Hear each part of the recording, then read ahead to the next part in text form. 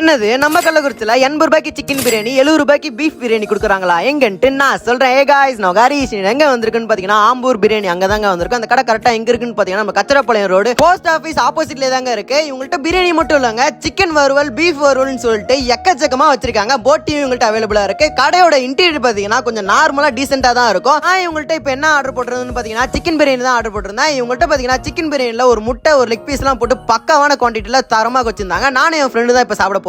சரி டேஸ்ட் பண்ணி பார்க்கலாம் அப்படின்னு சொல்லிட்டு ஒரு வாயை வச்சு பார்த்தேன். உண்மையில டேஸ்ட் வைஸ் பாத்தீங்கன்னா அல்டிமேட்டா இருந்துச்சு. சிக்கன் பிரியாணி எனக்கு ரொம்ப பர்சனலா ரொம்ப பிடிச்சிருந்துச்சு. லெக் பீஸ் எல்லாம் பாத்தீங்கன்னா செம்ம சாஃப்டா வந்துருந்துச்சு. உண்மையில தரமா இருந்துச்சுன்னு தான் சொல்லுவேன். இவங்கள்ட்ட சிக்கன் பிரியாணி மட்டும் இல்லங்க, பீஃப் பிரியாணி எல்லாம் அடிச்சிக்க முடியாது. உண்மையில தரமா இருக்குன்னு தான் சொல்லுவேன். அடுத்து நான் இவங்கள்ட்ட என்ன ஆர்டர் போட்டதுன்னு பாத்தீங்கன்னா பீஃப் வறுவல் தான் ஆர்டர் போட்டிருந்தேன். வறுவல் பாத்தீங்கன்னா உண்மையில செம்மையா இருந்துச்சுன்னு தான் சொல்லுவேன். பிரியாணி கூட வச்சு சாப்பிடக்குள்ள உண்மையில தரமா இருக்கும். டேஸ்ட் வைஸ் அல்டிமேட்னு தான் சொல்லுவேன். உங்களுக்கு பிரியாணி ரொம்ப பிடிக்கும்னா இந்த ஸ்பாட் தரமான ஸ்பாட்னு சொல்லுவேன். அது மட்டும் இல்லங்க, நீங்க என்ன ஃபாலோ பண்ணாம